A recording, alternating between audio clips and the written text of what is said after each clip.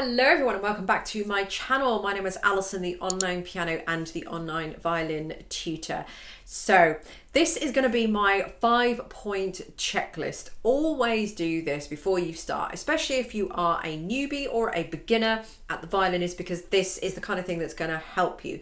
So checklist number 1, make sure your violin is in tune. Now I've got a couple of videos, I'll link them directly underneath this video on how to physically and actually tune your violin. I'm not going to go into the detail in this video, otherwise this would just be monstrously long. But just make sure your violin is in tune before you do anything. The amount of people that I see go straight into their practice sessions without even tuning their violin.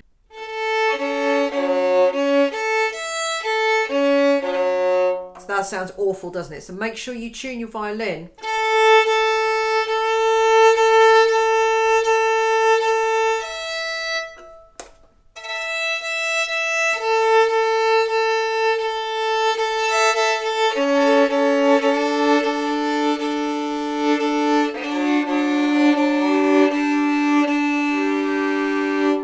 So however you want to tune your violin, whatever you want to use, make sure, point number 1, tune your violin.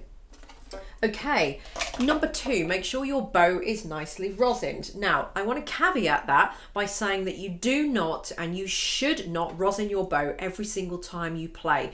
If you're doing that, something's going seriously wrong here.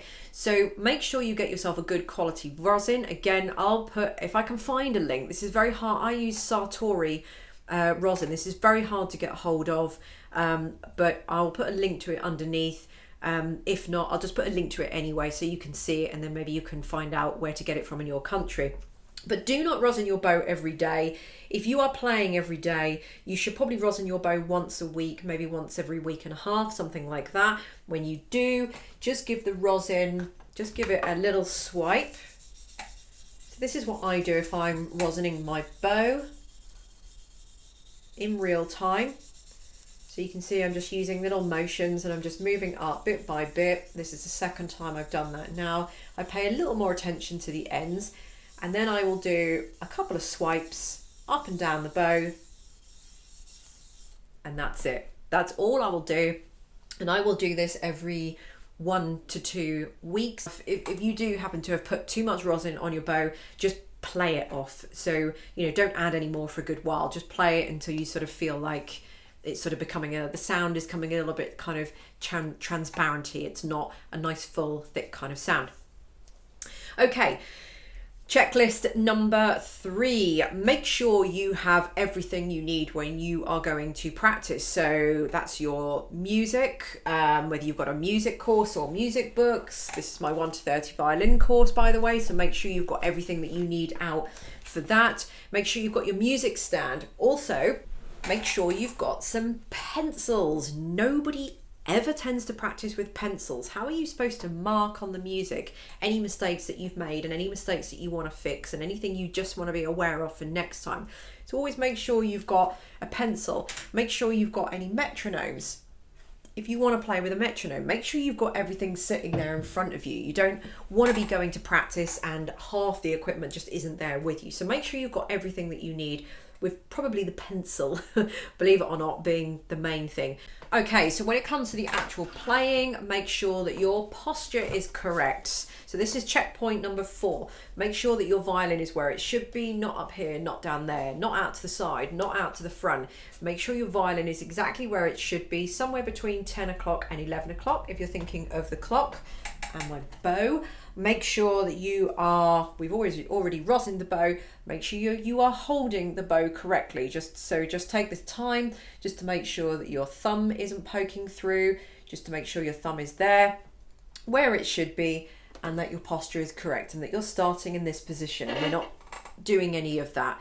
Okay, so number 4, make sure your posture is correct. Okay, and the 5th checkpoint on the list is do a 10 to 15 minute warm up before practicing, or or whatever you choose to do. The reason for this is that it gets the fingers fluid, warm and flexible.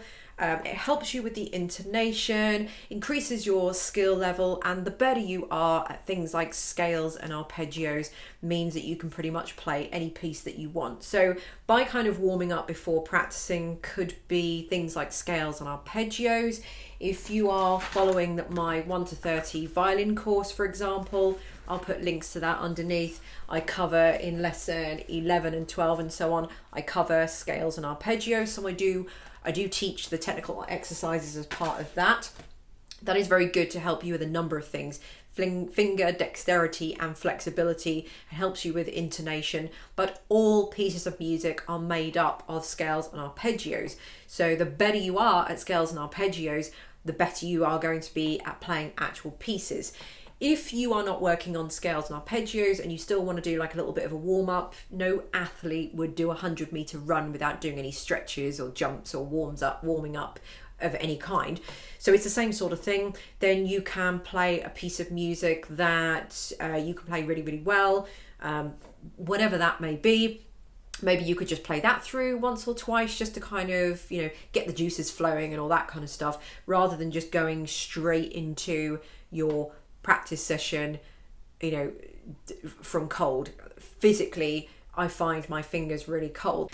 There's my 5-point checklist. I'll have coming up on the screen now just a summary of the 5-point checklist. But number 1, make sure your violin is in tune. Number 2, make sure your bow is nicely rosined. If it doesn't need to be rosined, then don't do it, but just make sure that you need to make a decision as whether you need to rosin it or not.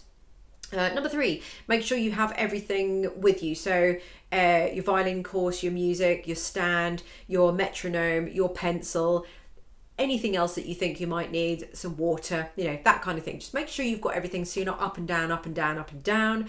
Number 4, posture. So before you start to play anything, make sure, just give yourself a, right, the violin is here, the violin shouldn't be, make sure the violin is there. Make sure that you are holding the bow correctly as you should do before the bow hits the strings. So make sure everything is correct with the posture. And finally, just do a 10 to 15 minute warm up of whatever that may be. So Alison's 5-point checklist, there we go. I will put quick details in the links underneath if you want to have a look at those, along with the links to my 1 to 30 violin course if you want to check that out. Thank you very much for watching, and I'll see you in my next video. Bye.